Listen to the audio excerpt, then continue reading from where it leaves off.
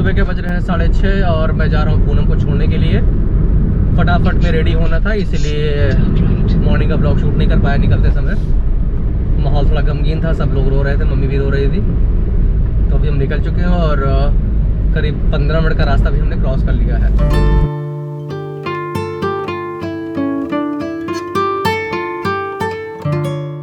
सक्षम, vlog shoot करोगे? Hello guys, welcome to new vlog. आज मैं जा रहा हूँ लखनऊ। घर पे सब नाराज बैठे। मम्मा मैं चला गया। मामा मैं पिकअप करने के लिए तब पिकअप नहीं, ड्रॉप करने जा रहे हैं। ड्रॉप करने जा रहे हैं। पहुंच गए दादर सब्जी मंडी। यहाँ से 25 मिनट का रास्ता और बचा है छत्रपति शिवाजी टर्मिनस का। सीएसटी कुछ ही देर में 15 से 20 मिनट का रास्ता यहाँ सीएसटी का है।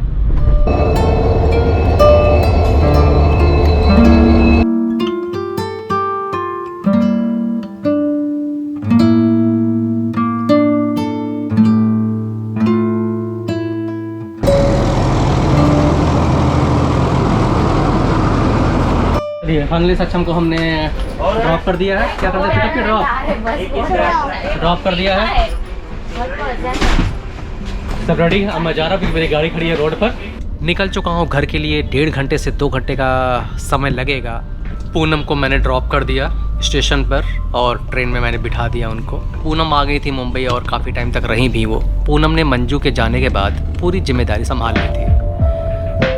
पूनम के जाने के बाद काफ़ी कुछ कठिनाइयाँ आने वाली हैं डेली रूटीन में। मेरी ठीक सामने बृहन मुंबई महानगर पालिका की बिल्डिंग खड़ी हुई है जो देखने में बहुत ही ज़्यादा सुंदर लग रही है। और दाहिने साइड में छत्रपति शिवाजी टर्मिनस है। बहुत ही इस पुराने समय की बनी हुई इमारतें हैं। इनको देखने मात्र से ही लग जाता है कि हम मुंबई में आ चुके हैं।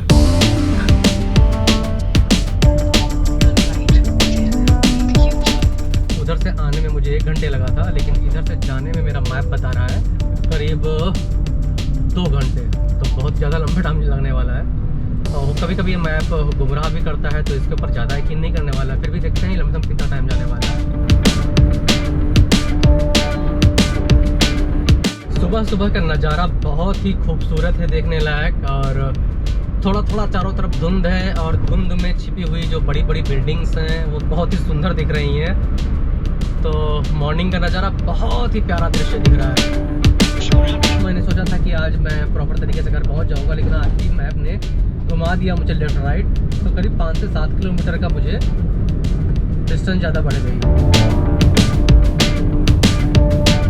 पता नहीं है आगे का टाइम जो है कैसे कटेगा, कैसे मैं उसको निपटाऊंगा, मुझे कुछ आइडिया नहीं इस चीज़ का। पूनम थी तो काफ़ी सारा मिल जा रहा था क्योंकि काफ़ी हद तक वो काम निपटा लेती थी। तो आज वो भी चले गए हैं। चलिए, मेरा सिग्नल ग्रीन हो गया, मैं निकलता हूँ अभी।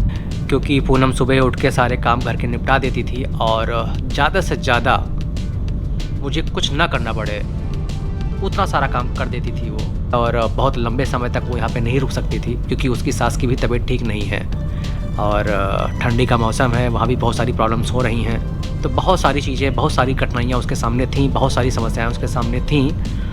उसके बावजूद भी वो डटी खड़ी रही कि ज़्यादा से ज़्यादा मैं मम्मी के साथ रहूँ। सुबह का समय है, चारों तरफ मुंबई में भी अब धुंध होने लगी है। आज से 10 साल पहले की बात है, यहाँ पे इतनी ठंडी, यहाँ पे इतनी गर्मी नहीं होती थी। बहुत ही अच्छा मौसम हुआ करता था। जैसे जैसे धूप निकलती है और सुबह की जो लाइट होती है आँखों पर पड़ती है तो एक अजीब तरीके से आँखें बंद होने लगती हैं। चलिए, दादर स्टेशन हमने क्रॉस कर लिया है। अभी बोरीवली के लिए सीधे जाना है, बांद्रा के लिए सीधे, माहिम के लिए सीधे जाना है। इंडिकेट कर रहा है मुझे।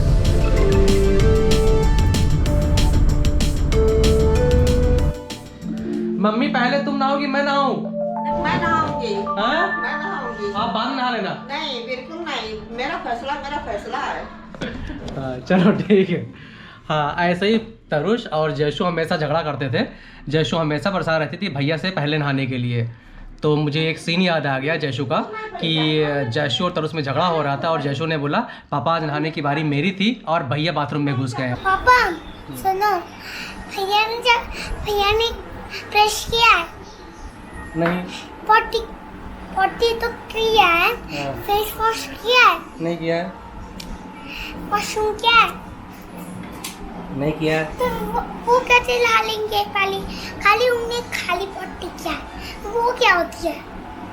पट्टी खाली। मैंने ब्रश कर लिया है, मैंने फेस वॉश कर लिया है, मैंने वॉशरूम किया। ठीक है जाओ नहा लो आप पहले। लेकिन मैं और वैसे भी कल भैया लाए। वही हाल आज मम्मी कर रही हैं। तो गुड मॉर्निंग, सभी लोग अपने अपने घर जा चुके हैं। आज का ब्लॉग बिल्कुल सिंपल सा होने वाला है क्योंकि सारे लोग अपने अपने घर जा चुके हैं। मंजू जा चुकी हैं, पूनम जा चुकी हैं, सभी लोग जा चुके हैं। मैंने सारे घर के काम कर लिए। घर के काम इन द सेंस झाड़ू पोछा, wash basin clean, toilet clean, bathroom clean सब मैंने कर लिया। और उसके बाद में मैं फ्री हुआ हूँ। मम्मी को नाश्ते में फ्रूट्स दे दिया था मैंने, तो मम्मी ने फ्रूट्स खा लिए हैं। खा नहीं रही थी लेकिन बहुत ही ज़बरदस्ती करना पड़ा। क्या हुआ मम्मी? अभी क्यों धो रही हूँ? मैं धो दूंगा ना बर्तन।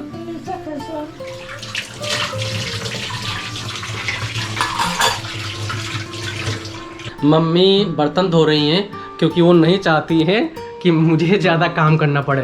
तो जब से मम्मी सुबह से उठी हैं वो धीरे धीरे करके एक एक करके उन्होंने सारे बर्तन धो दिए हैं। है ना? सुने जानबूझ के धोया है ना? इधर देखो, जानबूझ के धोया है ना? क्यों? उनका काम ज़्यादा पड़ गया। हाँ, मुझे काम ज़्यादा पड़ जाएगा इसीलिए मम्मी सुबह उठते उठते छोटे छोटे करके जो छोटे छोटे बर्तन थे उन्हें सारे धो दिए। और अभी भी एक कटोरी रखी हुई थी, मम्मी धो के आ गई हैं। क्यों ऐसा कर रही हो? एक कटोरी धोने से क्या होने वाला है मम्मी? उतना कम पड़ जाए भैया। इधर देखो। हाँ, क्यों ऐसा कर रही हो? उतना कम पड़ जाए। उतना ही कम पड़ जाएगा। तो मैंने दूध चढ़ा दिया है उबलने के लिए। चाय मैं आज पीऊँगा नहीं क्योंकि मैंने सोचा है कि जो मम्मी को खिलाऊंगा वही मैं खाऊंगा, तो अच्छा खासा ब्रेकफास्ट और लंच और डिनर मेरा हो जाया करेगा। मम्मी मम्मी फिर पपीता काटो, फिर आप भी खाओ मैं भी खा लूँ। तुमने तो खा ही लिया है तो मैं खा लूँ ना। मेरे लिए काट दो, मेरे लिए 4 पीस इसी में काट दो। फिर मैं चला जाता हूँ बैंक वाला काम कर लेता हूँ। काट दो, मैं सारा खा लेता हूँ। खा लो।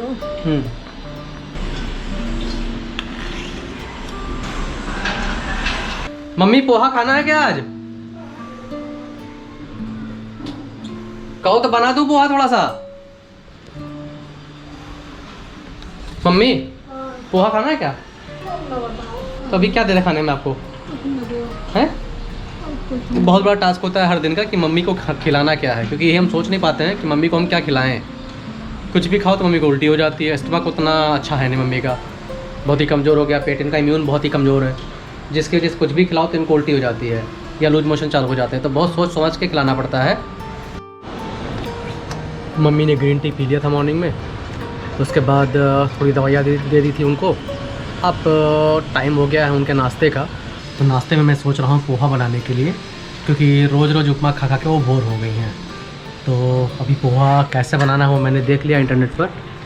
वैसे थोड़ा बहुत आता भी था लेकिन फिर भी मैंने सर्च कर लिया है। तो उसके लिए मैंने प्याज काट ली है।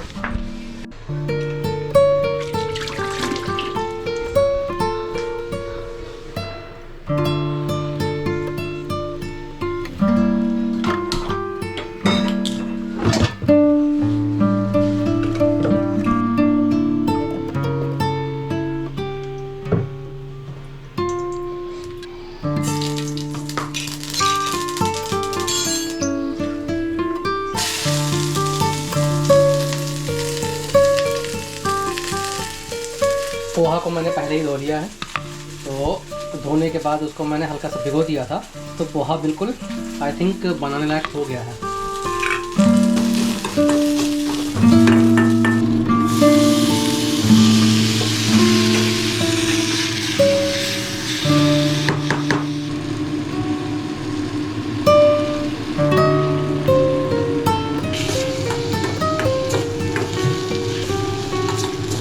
जो पोहा था शायद मैंने धोने के बाद उसको लंबे टाइम तक पानी में डाल कर रख दिया, भिगो दिया, क्योंकि मम्मी का मूड तो नहीं था तुरंत खाने का, तो थोड़ा सा ज़्यादा गल गया है।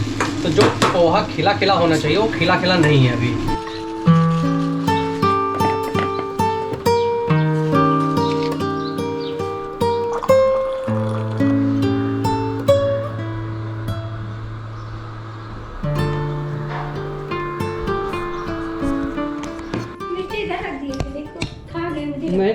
बैंक का काम जाके निपटा लिया, कुछ फॉर्म से लेके आने थे वो ले आया हूँ और सबमिट करने के लिए मुझे कल जाना है।